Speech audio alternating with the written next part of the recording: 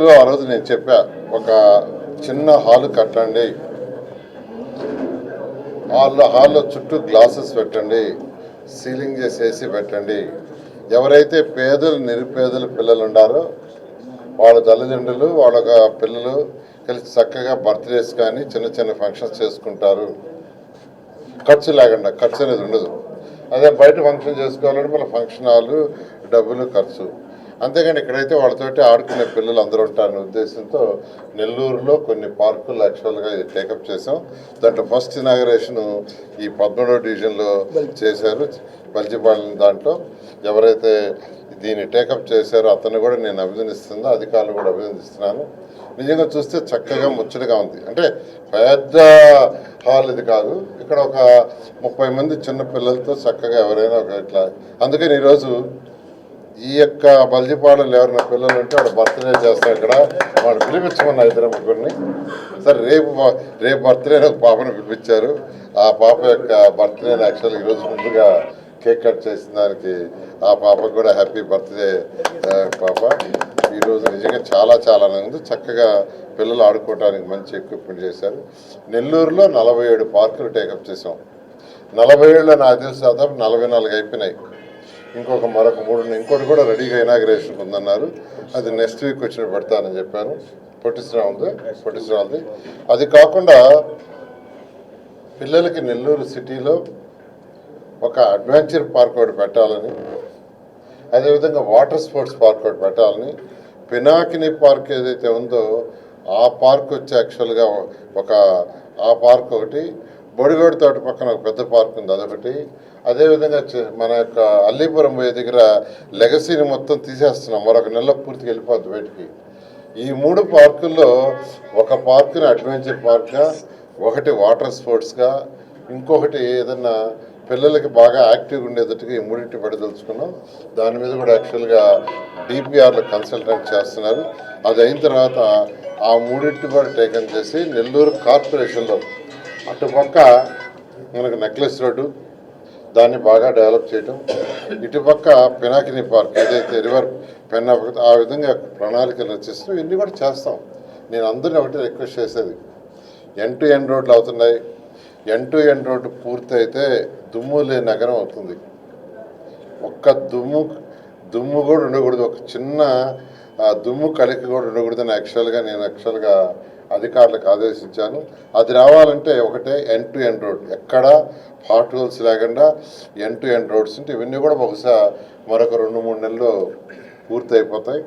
అదేవిధంగా ప్రతి 5 మీటర్లకు ఒక చెట్టు వేయాలన్నాను. దాదాపు 26,000 చెట్లకి ప్లాన్ చేశారు ఫస్ట్ స్టేజీ. నేను ఇవాళ రివ్యూ చేశాను, 8,000 చెట్లు పూర్తి చేశారు. మిగతా కూడా మరొక 2 monthsలో పూర్తి చేస్తామన్నారు. ఇవన్నీ కూడా 20 అడుగులు పైనుండి వేసాం, అంటే 2 పక్కల బోత్ సైడ్స్. అట్టకుండా 15 అడుగుల నుంచి 20 అడుగుల మధ్యలో ఉండే రోడ్డు సైజు 15 నుంచి 20 అడుగులు ఉంటే వాటిల్లో కూడా ఒక సైడ్ చెట్లు వేయచ్చు. దానికి కూడా టెండర్లు రెడీ చేయమని కమిషనర్ గారికి చెప్పాం. అది కూడా త్వరలో చేస్తాం. ఈ విధంగా నెల్లూరు సిటీని ఒక గ్రీన్ సిటీ, చక్కటి గ్రీన్ సిటీ. ఈరోజు మనం తీసుకుంటే భారతదేశంలో చండీగఢ్ ఉంది. చండీగఢ్ చాలా చక్కగా మొత్తం టోటల్ గ్రీనరీ, రోడ్డుకు 2 వైపులా ఎప్పుడో చెట్లు నాటారు. ఇట్లా సింగపూర్ తీసుకుంటే మొత్తం గ్రీన్. ఇట్లా కొన్ని కంట్రీస్ తీసుకున్నా, కొన్ని స్టేట్స్ తీసుకున్నా ఉంటాయి. వాటిని మోడల్గా తీసుకొని నెల్లూరు సిటీని కూడా ప్రతి 5 మీటర్లకు ఒక చెట్టు ఉండాల్సిందే. అవి కూడా 15-20 అడుగులు చెట్లు వేస్తున్నారు చక్కగాను. తర్వాత ఇప్పుడే యూజీడీ అండర్గ్రౌండ్ డ్రైనేజీ గురించి వాళ్ళతో ఇప్పుడే డిస్కస్ చేసి వచ్చాను. వాళ్ళందరూ కూడా ప్రస్తుతం చేసేది మే ఎండింగ్ పూర్తి చేస్తా ఉన్నారు. అదేవిధంగా డ్రింకింగ్ వాటర్ కూడా ఏదైతే కొత్త లైన్లు వేసారో కనెక్షన్ అడిగితే దాన్ని కూడా మాకు మే ఎండింగ్ దాకా ఇవ్వండి సార్. మే ఎండింగ్కి పాత యూజీడీ ఏదైతే యూజీడీ టేకప్ చేసామో 14-19లో అది వాటర్ 2 కంప్లీట్ అవుతాయి. అది కాకుండా మిగిలిన ప్లేస్కి కూడా యూజీడీకి వాటర్కి శాంక్షన్ చేసిన దాదాపు నెల్లూరు కార్పొరేషన్కి 850 కోట్లు శాంక్షన్ చేసింది. 850 కోట్లు గవర్నమెంట్ ముఖ్యమంత్రి గారు ఆ వర్క్స్ కూడా స్టార్ట్ చేస్తారు. ఆల్రెడీ ఇంజనీర్లు దానికి ప్లాన్ చేస్తున్నారు.